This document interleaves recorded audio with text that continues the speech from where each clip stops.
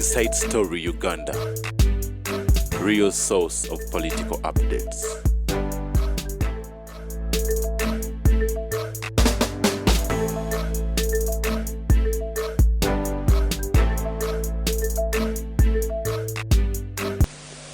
One day, tata waffe yatusanga nga yalina abakazi basatu nga balinaanaganye. Yohana Mirundi. Kakati nga alina basajja be baatuma okuleeta enva. Kakati one day ezaali ez'ewaffe ne bazitwala ewalala. Bazitwalira mu maka amalala. Maama waffe n'atuyinsayitinga temuli emmere. Tewali ki? Tewali nva. Mirundi came back. Nagamba temulidde emmere tewali nva. He slept. Early morning atusanga tuli ku mawulu tusaliddeko ennyaanya. Obwo obunyanya okyabujjukira bumalayo bwabeera yazinga buzinzi emmere n'agiwa mu kiyumba ky'embizzi n'akomawo. Anti abaana ba Mirundi tebalya mmere etaliiko nva. Kuno muguliddeko mbuzi. Yagiwa mugundi mu kiyumba ky'embizzi. Yes, twaddamu okwekalakaasa, twaddamu okuzira emmere. You solved the issue once and for all. What's the difference? You refuse to eat food. Why? Tewabadde nva. Kati ate amawulu goosi mmere. Ngate kulimva. Lwaki mwagulideko embuzi. Yagiyola buyosi bwati nga tumutunulya bweti. Nga n'ennyaffe atunudde bwati. N'agiwa mu kiyumba ky'embizzi. N'akomawo. Naga abaana ba Mirundi temulya mmere etaliiko ki. Ate no mbadde mulya yaki muguliddeko embuzi. N'atambula n'agenda. He solved the problem. My father used to solve problems amicably. Reasoning. Single-handedly. Oba yakijja majje, oba yakijja wa, naye saalabako Yesu Mirundi gye bamuleetedde. Read my book. Kakati ebyo nawe n'omukopa. Kakati wisdom gy'olina. Ankoboli. Bane mufumuli yabandiise y'akatambaala. Mufumuli yabandiise y'akatambaala. Omanyi bw'omanyira ebintu bino katambaala nga tobasiba nsibe biki emotoka bagula kakati emotoka simanyi namba yayo ono bana basekala abankuuma bali batugamba nti mama mbabazi yabakulukuŋŋaana n'abuuze emotoka ye sigo kakati nkugamba nakuwa ekyokulabirako kyaki eky'oluguudo lw'ekatosi tulina ssaawa mmeka atukyalina eddakiika zaffe asatu kati katuve ku luguudo lw'ekatosi mbasomere busomezi nkugamba nti sobola olyoka olabe oluguudo lw'ekatosi oba terufaanana kino nabagamba nti kilomita zaali mmeka zaali 7 ne bakolamu kumpi 5 amagezi ge bakuzannya kana kataba nabagamba nti ekobula nti batta kobula bawunya kobula omutemu ne batta ki batta omusawo bawunye kobula tikakati gundi bano badduka ddaka mukakanisa tayogerwako banka tayogerwako mubagobi ataliyo bakati tayogerwako. This is my book. Tumwebaze naye obonye kasajja killing a medical doctor tumwebaze obonye Allah yakutera mulonga tumwebaze Allah yakutera mulonga yakubinga nokono n'olutulu wako kadduka kayogera mbu abantu babateeka mu sepuli bakanoonya obunoonya ne kadduka oba bugenda kubeerawa kaya nakugamba killing a medical doctor to save a cobra nakugamba nti kobra yatta omuntu kakati bwatta omuntu nga ye kobra ali mu ggwanga mu Roma Roma bw'ogitunuulira nti ku musana oluguudo lwabo lwokya ebigere mu winter toyinza kuyitako so a cobra in Rome was very important. Nabagamba the day he was going to be sentenced the courtroom was filled to capacity and others followed the proceedings from outside. Before passing the verdict, the judge perused through the evidence incriminating the cobra beyond reasonable doubt. It was clear that he was going to lose the case. The judge, however, asked the cobra to tell court in mitigation why he would not be penalized in accordance with the laws of Rome. The Roman tradition was that once convicted, he would pay by his own life death sentence. It was at this juncture that a man inside the courtroom stood up to raise an issue. I quote him, "I have something important to tell you, my lord," he said. The judge allowed him to proceed. I quote him again. "As you know, this is the only cobra in this city. Ako kakabanda kekwogera yemukubi wengatte yekrani kakabanda ako n'olutu lwako n'ennagisi yaako mu mpale kalaba toilet banga kazze mu Kampala. His demise will mean that we shall lose his services forever. All of us here know that if he dies, we shall suffer. The judge asked what the court ought to do, given the crystal clear evidence against the cobra and in the face of the Roman tradition that had to be maintained. The man stood up again. Kakabanda n'olutu lwako kakabanda n'ennagisi yaako mu mpale. The nagisi man stood up. The nagisi man in his trouser, in his underpants. The nagisi man stood up again and clarified that although the Roman justice required the convict to be killed, it does not mean that the killer himself would die. This meant that what was needed was to kill a person to satisfy the spirit of the dead. Find an excuse, a scope God. You look at this woman to provoke what to give human. No,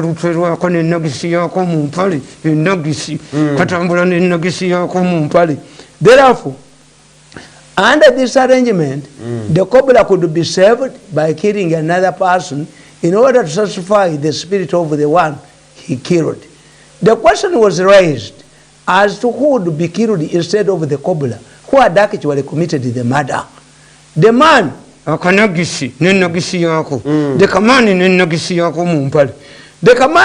and using nagisi in the pants argued that since there were many medical doctors in Rome, one should be killed in order to save the city's only cobra. The suggestion was taken unanimously, and one of the medical doctors, an innocent one, was killed to save the cobra who had actually committed the murder.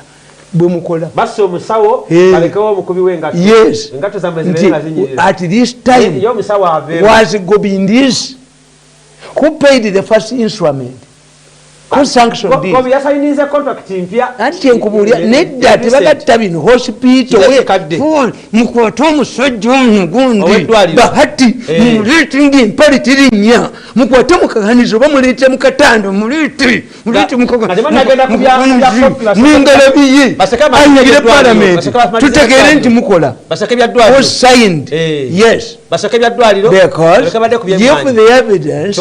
if the evidence exonerates the woman, we can hand her over even other projects. The question they are using on this is the earlier one. Why did she fail? Why is it that you don't talk to her lawyer who signed?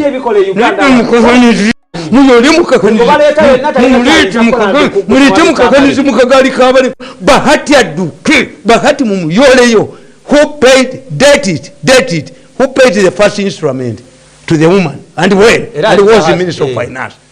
Tutuli basiruka sajja gwe ensonga zemabekako neziremye okugwa awo notaba nkugamba. The above example reminds me of the website director Grace Akol. Alamu bye balayi mushiri alamu bye balayi yajoga nyaba nino kalima bwa jogenda waliwo n'omulala ajoga abantu mu State House. Grace Akol executes her official duties. In her wisdom, she can leave the culprit to get scot-free and arrest or harass the innocent ones. She kills, in inverted commas, the innocent medical doctor in order to save the powerful corrupt official in the government. She does not premise her judgment on fairness, as the Roman judge abandoned the tradition, Roman practice of fairness and natural justice. I wrote about this in Italy.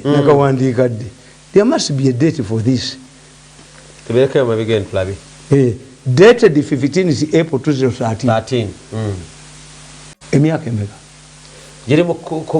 Tujja kubalaba konga badduka alibeerawo ku olwo olabe bakagino nga bakaddiyo bati embugubugu olaba badduka nga baga nti akasajja kayogeranga olabe bakagino nga bakutte ku mugwa bati bababuuza esente ze nga batema bagenda bayuguma bati olabe be basindikira mu bugaali bw'abalema nga bagenda mu commission of inquiry ng'ejjogo lyonna bwe batunde iyo muzimbe bingwa kwa Kampala Street said, no, yes yangu olabe bwe beekana ebizimbe bwe badduka I can assure you it will happen. Bajja kwekana ebizimbe byabwe badduka abasajja abakulu anti babazinzeko ebweru tebaliyo bonna baliwa ate banaddukirawo kati nabano ogundi case musajja bamusaba miliyoni ya dola nawe tebalembere mbuyinza kati anti muhozi taliimu kyekituyambe tebagenda kulembera mbuyinza mufozi mubasuma taliimu kyenva mwagala yali batukubira kamba ndali kukamba agikwanga baddeko kabangalinge ngembuze nnume okunje okakwanjoze nokubako kukamba ngembuze nnume kakati egundi olaba nakugamba nti byandaala naye bwe yali nakugamba nti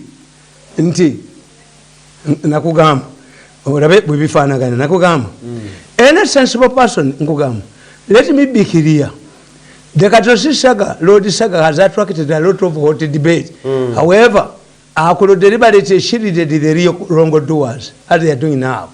This has been her practice, using a network of shrewd young men in both inside and outside the government who control the media in Uganda. They direct the focus to the medical doctor, leaving the murderer Cobra to go. Kabusengo valido ne kulubya simanyi abona bomba saasira kabusengo ne kulubya bajja kutunda buli kimu bawoze. Any sensible person with such evidence on Katosi Road would know that Byandala wouldn't be taking the media attention like this woman has received. The first culprit to face the attention of any balance of impartial side director would be the manager of Housing Finance Limited. Housing Finance is not a bogus company, it's well known in Uganda. This means that by granting the guarantee, it had confirmed that Uchitegera, Murugudu Katosi, by in a contract committee getting Yinura. Byandala taliiko ne balanga oluguudo ne baleeta amakampuni agali fake ana etawo limited ne bagasasula. So the question of paying, it does not make any sense. You paid who? Give us evidence that the account you paid the money belong to this woman. Ajay. Paying, we paid. No. Next time when you go to parliament, after killing ourselves, yes, you show the dates on which you paid and which account you paid. But we never see signatories bayo oba omukazi yajjako sente. Neba akwata sente ne baziwa company etasaba na kusaba. Mukatosi gundi. Niko Road saga. Akulala uyu wa muliro amukubidde kayanja bwaba amaanyi amuwonyi kayanja amuwonyi anti je yagenda nga buli wasaidi awasiza kayanja alla amukubye emigo wano ku nsi singa nena kalema naye bwasana nakalema yejo nani omulala olaba nakalema yakwata ndo musajja gundi omusajja omuyita Kirunda nga nakalema yenyini yalagira bakube kanisa y'omundeba mwanyina regional police commander Museveni yadda mukugani akubye kanisa ne bakwata omusajja anno omusajja ono yina mwagala yagana okukiriza sente omulamuzi yamala okubuuza abe namirembe abe nakasero ekanisa ya mwintisira ne Kirunda yali wa maanyi naye sebo bisebe ate kati nakalima nategera nti ne bamusuula nino yaluga abawestana tebamanyidde ko bajja diga baligidde kunzi tukine ensonga mu Baganda kine ensonga ayape westani nino omunyakolo omukazi muganda munange abo bajja batubayita bakusenyaabo ewaffe wali kine ensonga ewaffe bajja baveeko mu Baganda tewali kine ensonga you have to pay ninkutira ninkugula ninkujoga ninkugula ninkuniako ninkugula ayina okubegereza Abaganda aja Abaganda basoma eddiini ezi nga wagenze mu bannaddiini abo bolabaawo n'okebera ebibugo wansi balina emizinga kale nkugamba nti any sensible person okitegedde housing finance yagalantinga as a parliament guaranteed kono omukyala housing finance Nendo zali smart.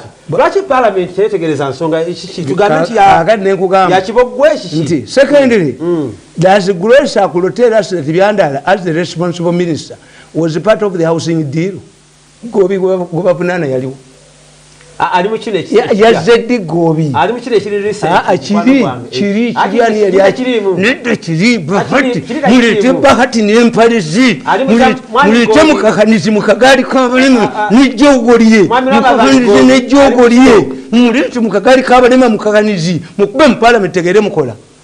Let us find the root cause. Who paid? Who are there? Yes. Why is it that our colleagues, Robert Kabushenga in the New Vision and the Kuruvia and the Red Paper, do not reveal this evidence in their negative stories about Uganda? The second culprit is the Solicitor General. As stated in the confidential report, he was our representative and expert on detecting fraud.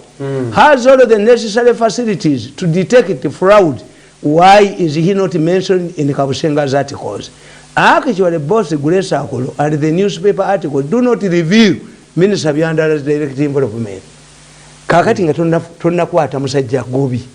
Yatula wansi na wandika endagaano. Who writes agreement? The moment you say on behalf of government of Uganda, you remove gobi.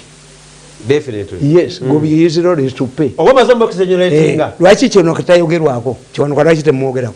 Lwaki kafuuzi simayirwa kafuuzi tayogerwako? Kasajja gwe ninagisiyo ninagise kuli mutwe ne munyuma. Lwaki toyogera kwaba abantu? Nikoligono nimukwana nkakubye nkamaze ukomawo. Komawo njaba yemuwanga yadduse. Muwanga yaddusa amanyi bayange muwanga. Atwadde muvuna. Anti baagala babawe. Kati bukuba omukazi ono abuwe ssente oba gavumenti ebuwe. Kavuge emmotoka n'olutojja gwe nonerega mwaika ne incite the population in your constituency nga buli woyita bakuba amayinja n'odduka. More popular in your constituency than you. Okakasa? Yes, nkakuba ekigwako. Tamale yateyiva ku muliyo. Kasambye eyo na. Ogamba. Ani yajjayo gundi? Gundi ono.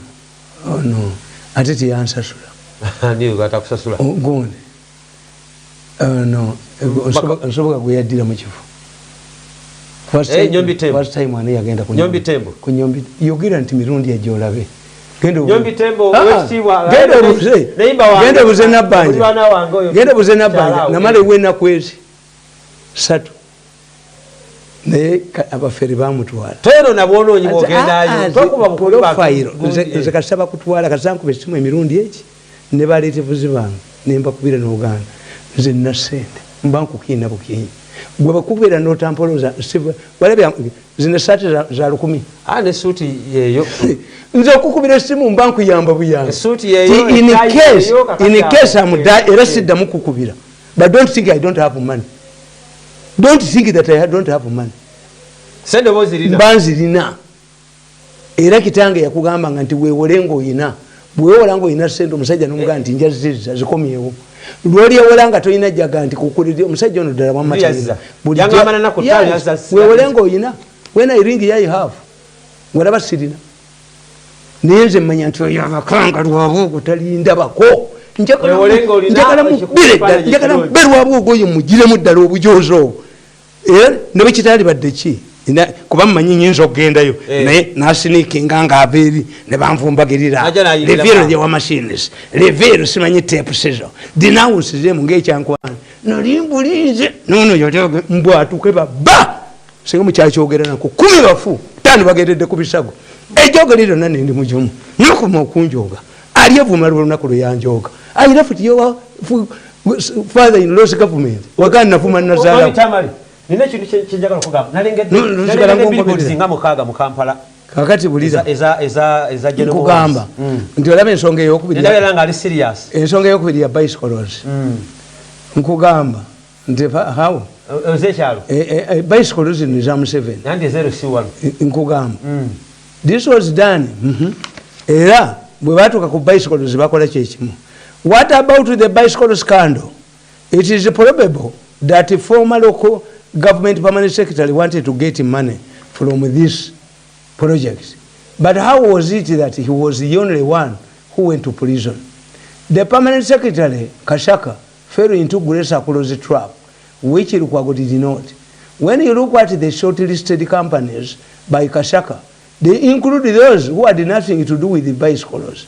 True, if you want to buy bicycles, why don't you go to credible companies like Hero, Lale, or Avon. If you deal with such companies and their agents, they do not operate on corruption. In fact, one of the companies that had been shortlisted to supply bicycles was a Fishernet manufacturing company. Kalingejete mugali. Ba shortlisting. Abatatunda gali. If Museveni wanted the bicycles, yaligeze mu Avon, Mulale. If you want somebody to buy iron sheets, amanji, ogachimawa. Kumukaga. Amabati amategulu gachima Uganda Kires. Bamu Museveni. Bamutandikirawo. Like in this case, bakukera beba mu baganya kwekyusa favori bakojoni nogisi yako ni kojoni nogisi gwendo onukirewa mukasajja ate bonyanu kulangera bolu kungane wa mugagade bino lutulo yiga joka takwanukule no kwanukula nakulani aleka banda lete yeja ntama ona ripoti tayina kasirusiru kagwagwa teka yina kyanukula kanukula ki nina abantu emitwalo 10 negitaddeko kukironga nkavuma kulikete 10 giyingidde kayina ko bameka no lutulo wako nenogisi yako mu mpale twadanga mukumanyira kasajja sasa no koyigirika sawa zino this was done to ensure that the credible companies were avoided. However, the mafia group in the government and their allies in the media executed the deal, and like the Roman judge, they deliberately spared the murderous cobbler and looked for an innocent medical doctor. The bicycle scam bears all the hallmarks of the Uganda mafia, like the Katusi Road. Kabushenga's new vision targeted Kasaka and spared the real thief in the Bank of Uganda. Shamelessly and in high usual practice, Guresa could have a strong ally in the media, Robert Kabushenga. Secondly, Bank of Uganda was involved in the same way housing finance has been used in the Katosi saga. The Bank of Uganda conduit was spared. He wrote a letter to the Indian Chamber of Commerce, ostensibly to inquire about the suitability of the bicycle supplier. The Indian Chamber of Commerce informed him that the man was not a bicycle supplier, but as a businessman who could do it. Why did the Bank of Uganda accept to deal with such a man? What was the purpose of the inquiry? This was intended to defend him in case the deal backfired. What was the intention of his inquiry? He just wanted to deceive the unsuspecting Ugandan public that he conducted the effort to verify.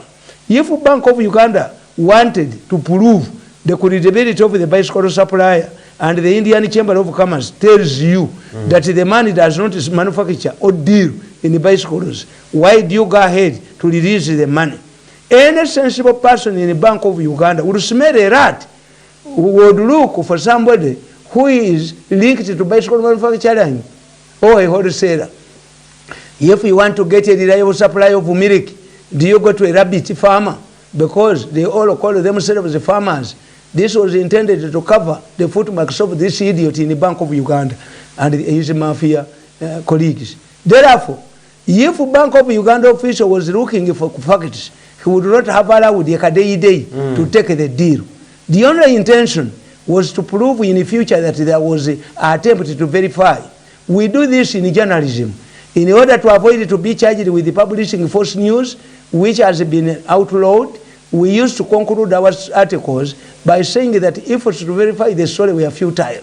The law required that if a journalist made efforts to verify a story which comes out to be false, he or she would escape punishment if there were efforts to verify it. This is what the Bank of Uganda Mafia did. However, what Grace Akulu failed to do was to convince the public why the Bank of Uganda man, who had taken the time to find out details about the supplier in India, paid the Indian man through a local account without authorization from the Indian man. They have already paid 3 insurance. Yes, even here they paid. Omusajja ali buyindi bamusasula bagulawo account mu Stambik ne bazibba balaga nti bamusasudde nenga tebamusasudde. Yes, kanogisi ko nogisi lwako todda mutuokanira kasajja gwe todda mukuogana. You lack the brain to be in parliament. Lie like an envelope. Lie like kasajja gwe. You see, for us we are intelligent people. Otegedde. We paid the 3 instruments. You show us the account number and whether it belongs to this woman. because he would say this bank am idiot, he also said he banked the money. Tamale send is omusolo zigenda nkugamba olwensobi y'abantu abamu paid the Indian man through a local account without authorization from the Indian man. Does Akulo give us evidence that the Indian man contacted the Bank of Uganda that his payment be paid through a local agent? If you ask this woman, she can tell you the same. The account they use is not mine.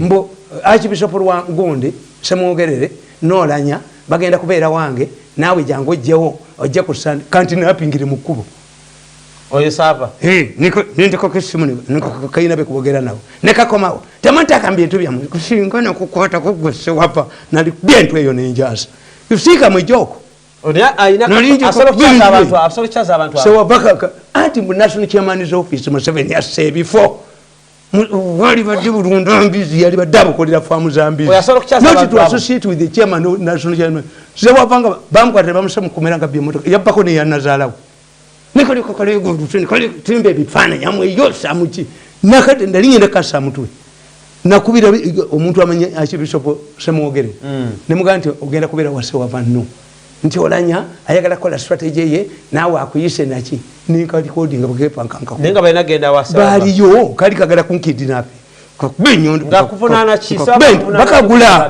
bakagula bugende ne balimba nti bumanyi songa nze simu yange njireka when you ring my phone njireka ko ninkulia byoyogera if I can track this man mugago mu Israel no Pakistan na muwolomi nagati there is no Africa with technology technology amayembe mumanyi amayembe mukamanyimu abazungu mumanyi amayembe ekigago bakyo kakiri ekibi bi ejembe teribero wali bino nafuye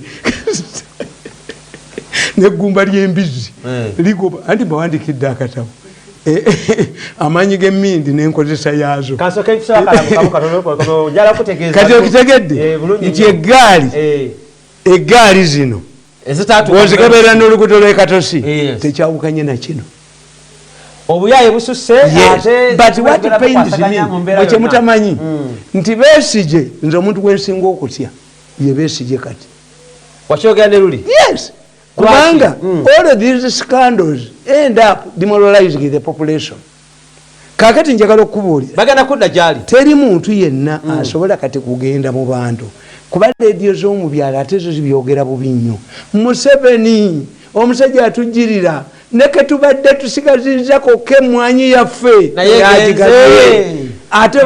ate boogera mukazi tuyinsinuweti mukazi omukazi ye yali muki oyo omukazi ali muki ayipite Museveni nti baala disiti baani bonna tebayina kubanga tebayina sisobola kudifendinga babbi embizi nti ze ndifendinga ababbi embizi damu kasajja damu ntabaale kasajja damu kubaguddako kuba kasajja kuba wiki namba nundangisiye kuli mu mpale oddemu neregemu kaddemu damu kalenzi gwe ate ndabankubira esimu nti kaleke ate nkongere besimu bwokwatayo sigibala Kayonza Herbal Research Clinic yaganye emmotoka Kayonza yaganye emmotoka Kasero awo Dr. Kayonza wosobola yaganye emmotoka sebo Tamala tugambe nti yaganye n'emmotoka agituwe era tugende kubanje agituwe Kayonza tukweyanziza nena ffe mutuwe sente banna mbayambye nnyo olodi agamba mbu olunaku lumu alinda bakebuwe tolinda bakuwo gendayo omufune ku miti ojja kutambulira ku mukagaali kalemu kololo olitegeera tulina ebyuma wano tulina amaanyi ejja kuba liri kumala mukwata sente zange ozikanyuka ane conditional kwata sente zange ozikanyuka ane conditional sijja kugerako naawe kunsimu kabuli ne mu ababuli ngeri yonna ali ku 070 boluzita nawe bali kutta 16 070 emu cyana musambu nsamwe mu 16 ye Dr. Kayonza amangulu gakuluma gakumeketa gende wa Dr. Kayonza ajja kuonyeza ddala bulungi nyo fibroids bali ebizimbe biri mbachala pressure ezikwata abato abanene n'abatono edda bagamba ndwadde bwabagaga obwa pressure naye kakati n'abaavu ate businga okuluma abatalina yadde mama wafuli abayita abawejjere prime minister w'eggwanga naye ate ne sukaali akusumbuwa egenda wa Dr. Kayonza naye nga yakakasibwa mu Uganda wano mu ngeri y'okuwonya kansa. Tamale Mirundi atugambye nti emmoloka yagigaanyi musajja afooli naye yagaana musanvu n'azizaayo kyanjawulo nnyo. Nono musajja yazaayo obukadde gundi. That's the difference. Bano bo babbi baffe negajjayo entweza naye tegaswala. I want to tell you, if the president is not aware, when the Prime Minister of India visited Uganda and Kenya in East Africa, you see India wants to share technology with us. Neyo katongole nga tannayo nona factory ya create chemicals. Not olaba no alimu agenda kubeera vice president nagula egondi ebyambalo by'abaserikale ba papa ne yeti komulambo nakola nga muwema bwete natulanga ne muganti oyo mulenzi tayina bajja kukuba lunaku lumene katongola jagenda kabangali ate sente za National Task Force ziriwo gwe basanga ng'oli mugagga omwana nakuteeka mwanda we yaze ne katongole ne yewa kabangali banne basekebe babadde yeyagalirako nga ali mu oyiro nkola mirimu gya mukama wange tokola gya mukama okola gyono mulezi katongole ne yajja kudduka yabamanya kola gya mukama wawe toka kano kasenyonga nti program kajijeewo bakadde lirifu gwatasobola nakuwanyuko mmere lirifu bwe yaggwawo lirifu bwe yaggwawo kati agaba naye wakabangali nawandika akabangali likabangali period nakuba katwala kuba bintu byagundi bya National Task Force kati ngata kyagaba senyonga nogana nogabira nyoka emmere imama we nyoko n'omunwe emmere nti oli munnaddiini gwe aliya ndokubanga bannabbi b'obulimba njabba kubira teepu waliyendi waliwo bannabbi abafuuka ekiro embuzi ennume ne zeebagala obuluma obuto ndabba kubira akatambi bwe bataave ku bujingo God ajajajajaj kino ekyuma kyajja kulema tewali gwe bakitakwata oli agamba God ye God bujingo ne bamukubira essimu ekiro agikwata namulaga nti tokayita mayembe Pastor Jengo bali bamutambiseeko naye mpola waneno emmotoka nze sivuganya na bujingo ngamba Pastor Jengo n'abawola wange zipakinga paka ku Lwemasaka damu omulumbe kukuba n'ebyasigalira kino ekyuma kyajja kulema olaba kamulekeya yadduse sitole teriimu muba gye yalimbidde mu kisiibo abasiraamu bagenda kutuuza magira sibulama omusiraamu bw'alimbira mu kisiibo omukulembeze w'eddiini n'alimba omukulembeze wa Uganda nti beegasse akugwa embooko mmeka ye kamulekeya yamanyiddwa naddiini baweddewo Kazimba yagendedde mu Kyolanya baweddewo nono yagenze muba gye yagenze n'ekirimu kye sunu ya nabbi yagirimbidemu mu kisiibu naye yawedde Katonda yawa Museveni omukisa alirumba Yeruzalemu ali bwe mabega ne maaso buli alumba Museveni bwe mabega yagenze ne sunu ye mu kisiiba amaze n'okulya eddaaku n'alimba omukulembeze wamboko 10 mufuti wamboko 10 kamulegeya ye bwati bwafaanana naye mufuti wamboko 10 okulimba mukulembeza abamejirisuula mabagenda kutuula bamulamule okulimba mukulembeza kulamula munno anti bayina olukiiko lw'abamanyi mufuti avaako nga witira emyaka 75 ng'agudde eddalu obanga akoze ebitali bya busiraamu ya provision gye baagala omukwatira yalimbye omukulembeze w'eggwanga ng'agenze n'ekirevu magirisuulama bagiyita bukubirire ebintu ebyo yekamulegeya yadduse dda yekamulegeya bwakuba olutinetutegulangadduka kamulegeya yadduse dda ye yatemye bw'aba yina ke yakutteyo yadduse nako ono gwe bagenda okulamulira mu Sitaliya kale omusajja abadde akubya abantu bonna muba gy'abadde akubya abantu bonna ng'ensi yasirika laba bw'alimbira mu kisiibo n'akola ebitali bya busiraamu bamuli bubi bagira siwulama bagiyita ekiseera kyo bw'aba Museveni tayise bakiti gundi abo abamagirisiwulamu mufuti bamutwala mbu yalimbidde mu kisiibo akoze ebitali bya busiraamu laba kale bwe weetakula wekka yabane nendirangwa nze nzikiriza eddogo eh ate omwana gwe bagoba mu ssomero ayinza okulikiikirira ndirangwa bamugobayo ndirangwa bamukola efizina bagera mu kisiibo nga ye mufuti w'ekibuli ne bakuba muwala we ng'akunamye ati ayasamye akamwa wansi nako waggulu bwonna bwasamye abaana balinabo katonda abakubye ensi ya katonda abaana ba ate nabawanize sebu umwami Kenny ne shotali mu control room nabawanize nabaga nti emisango egyo gyemulaba egya divorce these are catendarizers. There is a powerful couple that is going to divorce. Nkubuli tigisobola kuba numerous bwegiti nkugambye abikola mumanyi waliwo a powerful couple that is going to divorce. You wait.